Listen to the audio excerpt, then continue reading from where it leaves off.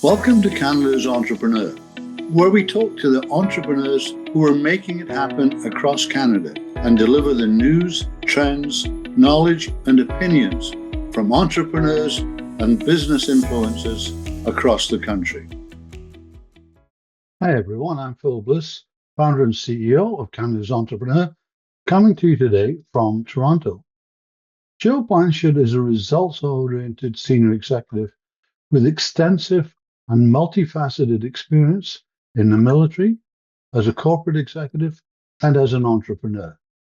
He is a proven performer who moves easily from vision and strategy to implementation and follow-through. An innovative and strategic thinker with sound business judgment and proven analytical troubleshooting and critical thinking abilities. Today, we're going to really talk to Joe about his military background and his life as a successful veteran entrepreneur. So, Joe, welcome to Canada's Entrepreneur. And before we go deeper into questions and things like that, let's find out a bit more about you and your entrepreneurial journey so far. Okay, so give us a 4-minute, 5-minute summary, basically. Okay. Well, thank you, Philip. My name is Dr. Joseph Blanchard. I hail from the east coast of Canada. I was a military soldier for approximately 30 years, regular and reserve force. I ended up with finalizing my career in the medical services as a healthcare administrator. So ran hospitals and ran medical operations. I had what we call broken service, or I did 2 terms in the military. The first time back in the 90s, I was released because I had a series of knee surgeries. I was no longer combat ready at that point. So when I got out of the military, there was no middle management in healthcare in Ontario. The government at the time had gotten rid of all middle management in healthcare. I was fortunate enough to have a friend that took me into a high-tech company here in the Ottawa region, and I started my journey in technology. I've been I call it a technology thirst type person because I started with technology in the 70s. I loved it. I had my first computer in the early 80s, and just progressively over the years, anything and everything that was new in technology, I bought. So when I got out in 97, the first time, technology was it. I went to work in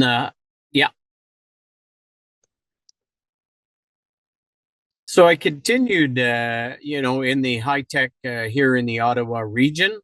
I went to work in our technology sector in the West End, or Canada, Ontario, and I worked for several companies. I returned and did an Oracle certified course, and then in 2000, TELUS Integrated Systems moved to Ontario, and they were looking for sales managers. So I became a sales manager for them, and of course, they provided a technology training through Telcordia, where we were schooled on all the different telecom technologies there were. I probably fell on my head, and a friend of mine asked me to get back in the military in 2004. I returned and did approximately 10 more years in the military, with my last stint being a tour in Afghanistan, where I got injured on the base. It was at the end of my tour. I came home. It took me a year for surgery, a year to recover. They said, "Hey, we don't love you anymore, Joe. Goodbye." And I was released from the military. At that point, I returned to the high-tech sector with one of the best companies we had in Canada called RIM, or BlackBerry, as many know it. And we understand the demise of that. I continued in technology, working for private industry companies, system integrators, and worked managing global clients, Fortune 500 clients with them in delivering program and project management services at a senior executive level. When I finished that, I went into the banking sector. I was a director of special projects for a bank in Toronto, and technology was the biggest flavor of all of that, how to modernize a system that they had put in place and integrate sales and marketing and contracts and HR into utilization of this key system. So I've been in high tech. I started in 2014. I started a company called VCATS, Veterans Career Assistance and Transition Services. And since then, I've been helping soldiers and veterans transition to the private sector. We had a 4-step program, which was soft skills like resumes and how to talk in interviews, to hard skills, what training they needed to have to get in certain industries that they wanted to go, a job experience program, and then a job placement. Today, the government has implemented all 4 of our steps between Canadian Armed Forces, or CAF, and Veterans Affairs Canada, or VAC. So today I work on, I'm an advocate for programs that veterans need. And we've identified 4 key priorities, which is an Indigenous Veterans Wellness Program, which I will look to run a pilot down east for Halipu First Nation, where a large portion of my family are members of. And then from there, the second initiative was a national veterans housing strategy with hopefully a pilot here in the Ottawa region. People will know something called Tunney's Pasture. There's a large tract of land back there. The train goes by there. The river is right beside it. So it's very central to downtown Ottawa, which is a perfect place for veterans to retire. The housing project will be low-cost housing and not at today's market rates, which are $2,300, $2,400, $2,500. It'll be more around the $1,000 to $1,100 range. The third initiative that's gaining a lot of traction right now is Canadian Military University, where we are going to provide bachelor, master's, and doctoral programs supported by the infrastructure we'll leverage from different universities in Canada. And then from there, all our programs will be structured to the job experience piece, so that when people get out of the military, they're going to have a good understanding of what it means to work in the private sector, which is 100% turnaround from what would they have done in the military. So in the private sector, we look at things called P&L, profit and loss, and in the military, we have a 3-year planning cycle for financial expenditures and equipment procurement. And the final piece to that would be the National Veterans Entrepreneurship Hub, which is one of the key items. So I have a doctorate in entrepreneurship. I've got an MBA, and I had a bachelor in international business. So I wanted to take all of that experience and develop an entrepreneurship center that can help soldiers and veterans and RCMP when we transition out of service to be able to, if you want to start a home-based business, we'll be able to support you with low-cost loans, get you up and running, mentorship on how to manage your business and every component of your business. POE, or Princess of Operations Entrepreneurship, was an excellent training program in Canada for veterans and serving members. It was a 1-week boot camp if you were lucky enough to get on the 1-week boot camp, or they had 1-day events where they would showcase, here's a business and these are the elements of that business you need to be focused on. I've found over the years with research that there was a gap. A lot of people were getting out. They didn't have the mentorship, and a lot of the businesses were kind of failing because they did not have the understanding of how do I set up a proper marketing campaign? How do I do social media marketing? How do I run a sales program? How do I manage the financial piece of my business? So all of those elements are very difficult for people that have never been in that industry. I started in entrepreneurship back in 2000 after my stint with TELUS. A startup company came asking me to be their global director of sales because of my technology background. And that was an introduction to something that I really loved, but I thirsted for, the entrepreneurship side of the business. So let's sort of be a bit more specific. I mean, great journey. Very, I mean, military, corporate, and entrepreneurship, and let's focus on the entrepreneurship side of things. I mean, you stepped into it, but it's not, it's not the normal direction of someone with a military background. Or am I wrong? Absolutely not. Yeah. I didn't think so. What made you make that step? I mean, you spent, from TELUS to this to, some of the biggest names on the corporate side. What made you move away from that? I mean, both of those are, the types of organization, the military side and that wrap around you, if you like. Right. What made you move to the outside, and lose that security, if you like?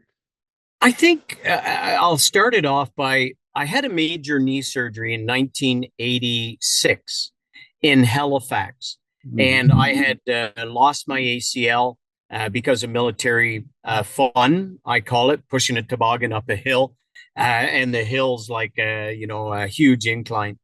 When I was there, the cast that they put on my leg from toe to hip weighed about 100 pounds. And you can imagine with a pair of crutches, it was very difficult to work. One of the casting technicians put on something we call gun sights, or 2 hoops on my cast.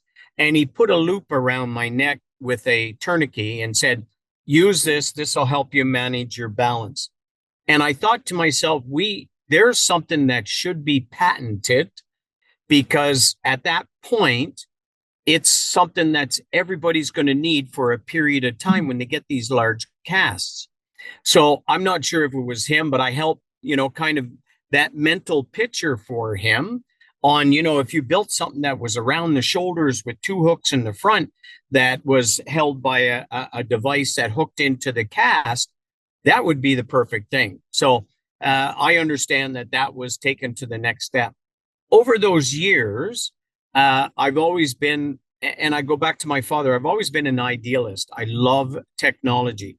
So when I got into it in 2000, dragging through the entrepreneurship mentality and the entrepreneurship drive it takes to manage a business was my introduction. And I was very fortunate to have several technology mentors and entrepreneurship mentors in our CFO, who was Paul Havey. Also, there was a technical, or our CTO was Rajiv Maradia, who is a serial entrepreneur here in Ottawa. He's been bought and sold and built businesses. And Ken Davison came in as the CMO, and I think Kenny was going to actually take over the CEO position. Those gentlemen provided me kind of like that base mindset, because I'm a go type guy. And when you're in an entrepreneurship environment, you need to be able to go, and you need to be able to have an understanding of what it takes to get things done. And that's what that set me up for the entrepreneurship side. And then, of course, I went back to the military. But when I got out, I've worked for several other startups. And the ability to be able to build and either, I call it, there's a framework I use, it's called Start My Business. And I want to help soldiers understand about that start. or veterans, I should say, help to start, and then how to build your business. And at the top of my framework is manage your business. And that's key in the manage piece for the mentorship, or I call it fractional leadership, that has to take place, where I'm going to make available with the Vet Hub a mentorship model where you can, leverage 1/10 of a CMO's time or 1/10 of a CFO's time to be able to understand how to manage your business. So that entrepreneurship thing to me is the exciting piece of being able to start, manage, and exit a business or sell a business. And of course, everybody has the big eyeballs on selling a business where I can set myself up retirement and go from there. And I look at it as, okay, what can I do next? Which is another great piece of entrepreneurship, is that when you get into an organization, some would say you start developing your exit strategy. Am I going to be here for 5 years? This is what I want to accomplish in 5 years. And then you exit the business, take the financial gain, and then from there, go start something new.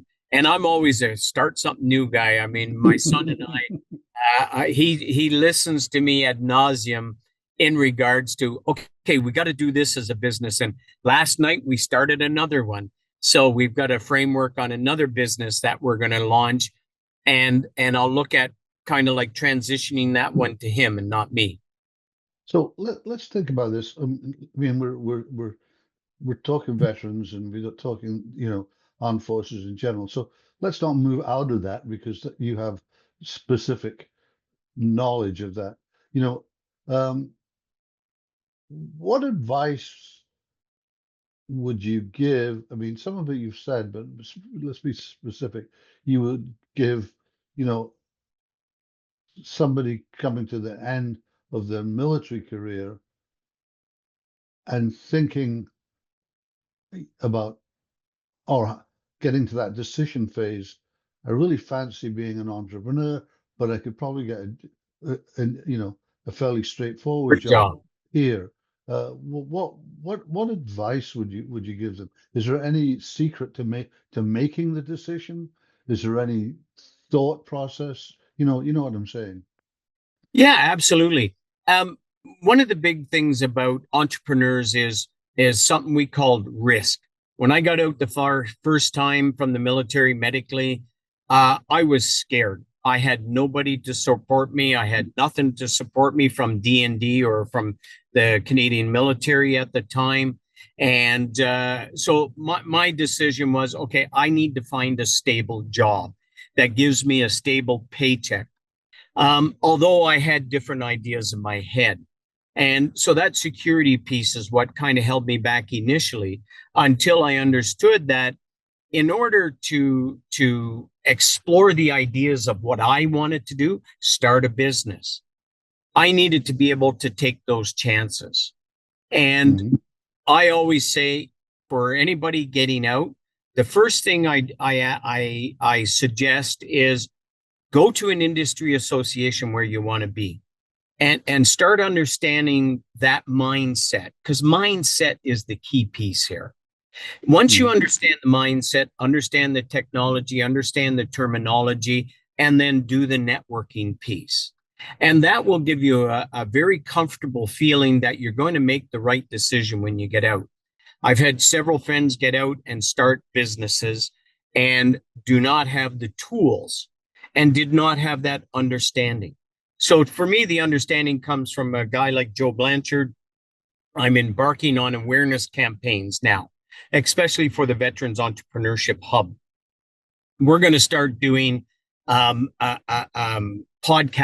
and I'm going to learn from you in regards to podcasts, or partner with people that really understand the podcast industry better than I, and then be able to deliver this entrepreneurship understanding and mindset, so that when they get out, they know they can make a competent decision and say, I'm going to give myself 6 months. Here's a block of money. I'm going to leverage those friends. I'm going to leverage the Veterans Entrepreneurship Hub or Vet Hub, and I'm going to be able to learn what I need to learn. And there's only one way to get things done, and that's by doing them yourself. and getting dirty at it. So you get your hands dirty. So I think that is a significant change in mindset that has to happen for people to get out. And I've got friends that got out and started a home-based business. They're still lost, but it's a home-based business. It's something they want to do, like carpentry. A friend of mine got out and he was doing cabinetry. And he really enjoys that, but he didn't understand those pieces. So he went to POE, who no longer exists, Princes of Operations Entrepreneurship. So I think I'm trying to fill that gap to be able to provide the mindset and provide the training and mentorship so that they don't fail when they get out and do what they want to do. And it's all about doing what you want to do. Well, what do you see as the biggest challenge in, the future for a veteran, a potential veteran entrepreneur? I mean, there's lots of challenges, but it's coming from one life to this life. Both. Right. Just choose one that's the biggest challenge to overcome. I think the biggest challenge to overcome is knowledge, the entrepreneurial knowledge that's required. So, and there's several ways of overcoming that knowledge. And one, as I indicated, is, joining a group. And then after that group, then you get to understand those four pieces and that mindset, and then education or knowledge transfer is a key piece that would be able to support that mindset required. So I think knowledge is the key in all of this piece. Well, you've started your own business, and what's the best piece of advice that you've received that's allowed you to do that successfully? One of the pieces that I received from my buddy Rajiv that I really go at is, it's all great to have an idea. Build upon that idea. And the building upon for me was develop a business model and understand your business model. And don't sink a lot of money into the idea unless you can go out and get 10 businesses to sign up. So when I took that advice from Rajiv, I sat there and I said, okay, that way I'm not going to sell my house. Like I heard guys like go remortgage their homes. And although it's a great thing, if I could say, here's my tool, I want to build that tool, but I get 10 businesses that want to pay money for my tool, that was the ability for me to push forward and look at different type of funding envelopes, seed funding that could help me get that MVP started, minimum viable product. So that piece of advice has gone a long way in providing a mindset for me and a knowledge thirst so that I could understand a business model. Okay, got my business. So how do I sell this to my business?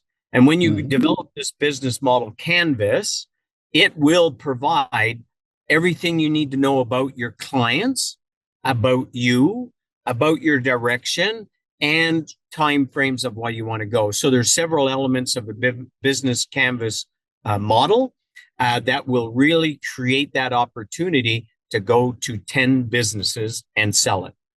And if they say on paper they want to buy it, you've got it, and you go from there. That's really good advice, actually. Okay, that's it. That's enough of that's a little bit of fun. That's pretty serious stuff over the last 20 or so minutes.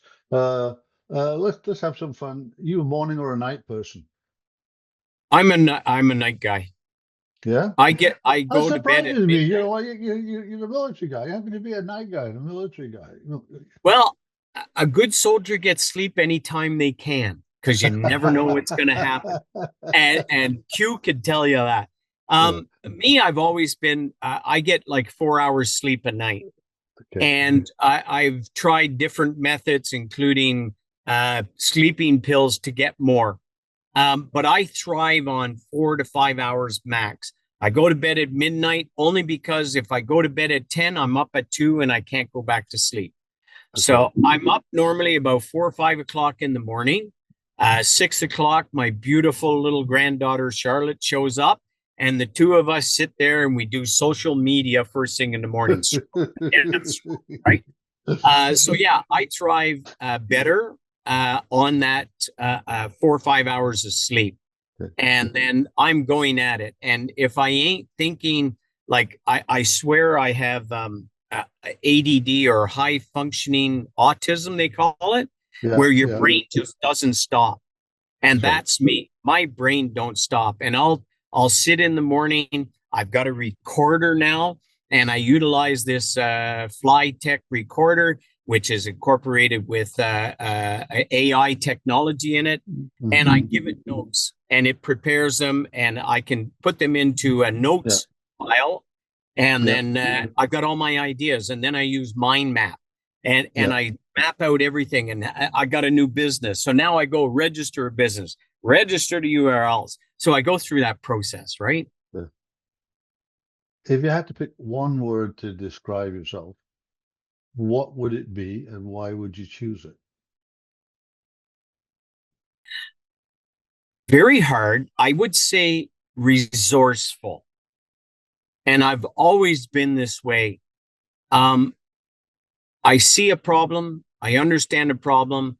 I think of the different resource elements that I need to be able to make that problem either go away or develop something to solve the problem. So I think I'm very resourceful. I know where to go to get things. I know what elements today, and you know, it's a wealth of experience because entrepreneurship is an ability to not only acquire knowledge, but be able to utilize that knowledge throughout. And to me, resourcefulness is somebody that has the ability to look at all those different elements and what I need for those different elements and how to get those resources that I need. So I think that would be it. Good. Well, what book are you currently reading, podcast you're listening to, that you'd recommend to the audience? You know, I've taken a turn totally 180 degree. I'm reading, I have one book on Neil deGrasse Tyson in understanding astrophysics. I have a book on black holes I'm reading. I've got a book, a third book on the go from Dr. Brian Cox in regards to the universe. And then the other one that I've started, my granddaughter is being tested. My oldest granddaughter, Mackenzie at 9, is being tested for high functioning autism. And because she displays everything that I've got, she's up until 10, 11 o'clock at night. She gets up at 7, goes to school, and she's there. She can't focus on one thing. She's got to focus on 100 things. So I'm reading a book that talks about recognition and adaptation to high functioning autism. And finally, what's keeping you up at night these days? I think what keeps me up at night is too many things on the go. And Rajiv said, you got to pick one thing and just focus on the one thing. And I think what keeps me up more is trying to make sure I meet everybody's needs, especially when it comes to like the 4 key priorities I have for veterans today, is to be able to, okay, I got this, I got that, I got this, I got that. I got to go meet the minister for this. And I've met him once, and a deputy minister, Veterans Affairs. And he said, you need to come see me in my office to talk about these initiatives and then be able to go. So I got to get everything prepared to that.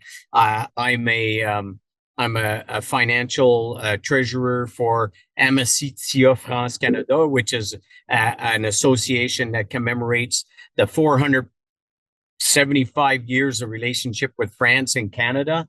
So I'm with them, and then I'm the national chairman for the Armed Forces Pensioners Association, and we've met our mandate. Now we're looking at closing down the organization. So we have to, I have to give time to that. So I think it's just, okay, I got to put my thoughts all together. I take about an hour to try and get it out of my head so I can get some sleep. Yeah, that's great. I was going to say, you're up at night anyway, so so everything keeps you up at night. You know what? There's some really good stuff in there, and I'm going to make a big push to attract some people that from the veteran side to take a listen. There's some very good advice you just passed on. So, Joe, thanks for coming on. It's been great having you. Thank you very much, Philip. And it was great meeting you in Toronto at the Business Transition Forum. That is another eye opener. So my going forward is to be able to provide those type of resources to our veteran entrepreneurship community. Thanks, Phil. Wow, that was a very interesting perspective on entrepreneurship from a military veteran's viewpoint. It's great to think how veterans with the right talent, knowledge, and drive can build a new business after serving their country. Very thought-provoking. I'm Phil Bliss. Don't forget to subscribe to our newsletter on our website and subscribe on the YouTube channel, as well as any of the other major podcast channels. Thanks for listening or viewing Canada's Entrepreneur, where you meet the entrepreneurs that drive Canada's economy. See you soon.